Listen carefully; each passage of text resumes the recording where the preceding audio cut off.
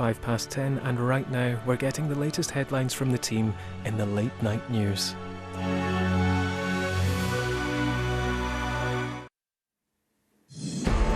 Russia ramps up its bombardment of Ukraine. Today, claims of another atrocity at school where hundreds were sheltering is attacked.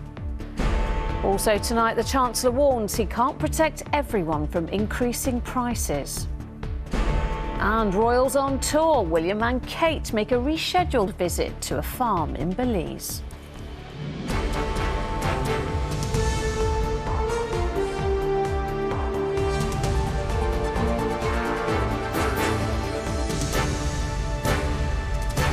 This is ITV News with Lucrezia Millarini.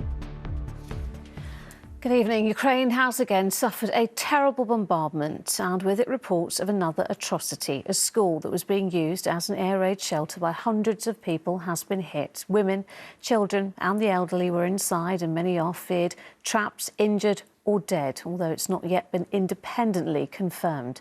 Today, the United Nations said 10 million people, a quarter of the entire population, have either been forced from their homes or fled abroad. Our correspondent Geraint Vincent has the latest from Ukraine.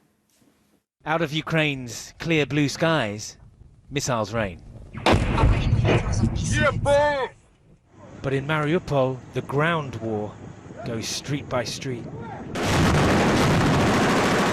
These pictures appear to show a detachment of Chechen infantrymen, Russia's fearsome allies who have joined an increasingly merciless assault. The city's authorities claim that another atrocity took place this morning, an art school being used as a shelter by 400 women, children and elderly people, bombed by the invaders. Ukraine's president addressed Israeli parliamentarians today. Volodymyr Zelensky, who is Jewish, likened Russia's invasion to the Holocaust, and he challenged Israel over its failure to provide his country with military support. Russia, meanwhile, says it has provided refuge to people fleeing the fighting. Ukraine says Moscow has broken international law again by deporting residents of Mariupol and forcing them to go to Russia. What's beyond doubt is that thousands of refugees from the city have chosen to make the journey west. Among them, 2 teenagers now here in Lviv, who can tell you exactly what it's like to have your home destroyed around you. I woke up from this very loud noise. I can't even describe this noise, but it was so loud, and you can't see anything because you don't have any light, and you only see something when there is another explosion. So everything was covered in a cement dust, and our doors between the rooms were broken in halves, and our windows with their frames, they were pushed in the room. Not like the glass of the window was broken, but our windows with plastic frames were pushed in the rooms, and we only had holes in the walls. Julia and Rustik both escaped Mariupol last weekend. Rustik filmed the start of his journey out of the city. It wasn't the first time he and his parents had tried to leave. There were shootings everywhere. You were sitting in a car, and shootings from the front, shootings from the left, right, behind, and I was like, Jesus. And what now? We decided not to leave that day. That was the first time I actually got really scared for my life. Their hometown is a mainly Russian-speaking city, but their view of Russia is very different now. These neighbors aren't really nice to us. They say they're liberating you.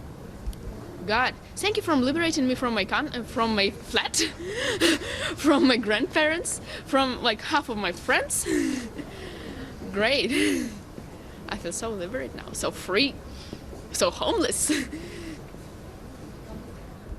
For those who've chosen to stay in Mariupol or who can't leave, life in the city has become a matter of survival, where even the shelters aren't safe. Geraint Vincent, ITV News, Western Ukraine. One of the prime targets of the war has been the capital, Kiev, where the situation is getting worse by the day. ITV News has seen evidence of a recent attack on a major food store, leading to fears of a change in tactics by Russia. Our global security editor Rohit Khatri reports from Kiev. We followed the smoke across Kiev. It took us east towards a suburb called Brovary, a place we found the Russians trying but so far failing to take. Until a few days ago, this was a food distribution warehouse. Deliveries are still due, but they'll never be made. If Putin's plan is to starve the city, this might be part of it. The building isn't completely destroyed. Maybe this is why. Down the road, there's more damage. But a passerby wants to show us something else. There's a missile here, apparently intercepted, the target unknown.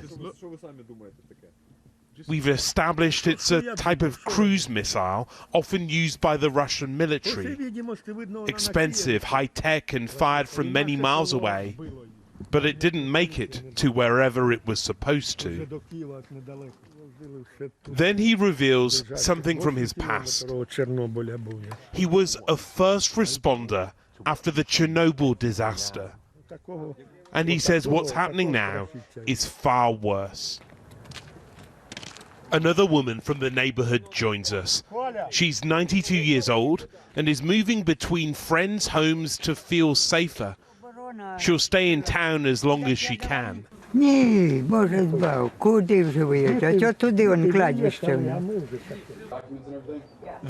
to the local hospital, where we're surprised to hear American accents. Grandma. My God, are you still there? I got blown up by a mine. Foreign fighters phoning home with news their vehicle hit a mine. Split second later, like the whole car lifted up, came down.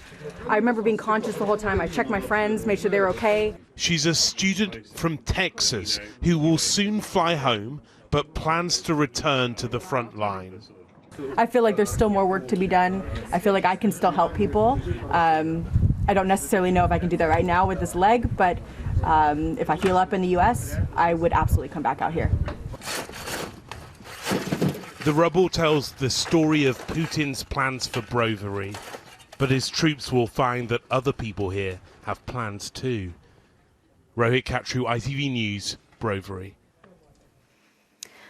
Back here, the Chancellor has warned that he cannot completely protect everyone from increasing prices. Our political correspondent Catherine Sampson is here. Catherine, is Rishi Sunak planning to help people at all with the cost of living crisis? Well, look, this is going to be a very big week for the Chancellor. On Wednesday, he's due to deliver his spring statement to MPs. Now, normally these statements, they don't generate the same attention as a budget would. But given the context with this one, coming out of the pandemic, the soaring inflation, soaring energy costs, and now the situation in Ukraine, it's really taken on a greater significance. Now, there were some hints today of possible help to come in terms of a fuel duty cut. Now, that is something certainly Labour says it would support, but Labour thinks Rishi Sunak is going to have to go much further than that. Now, the Chancellor says he does want to help where he can, but today he has been defending a decision in just a matter of weeks to increase national insurance contributions. Now, Labour are saying, look, this is the wrong tax coming at the wrong time. The Chancellor, though, says it's fair and it's needed in terms of funding social care in the longer term. All right, Catherine, thank you. To sport, and there was a dramatic finish to the first Grand Prix of the new Formula One season. Ferrari scored a 1-2 with Charles Leclerc claiming victory. Lewis Hamilton snatched third from defending champion Max Verstappen, who retired just 2 laps from the end. And tonight's FA Cup match has set up a cracking semi-final between Liverpool and Manchester City after Liverpool beat Nottingham Forest 1-0. Diogo Jota scoring the winner. Earlier, City beat Southampton 4-1. And finally, the Duke and Duchess of Cambridge have received a warm welcome in Belize. make it look so easy. If I did that, I'd lose a finger.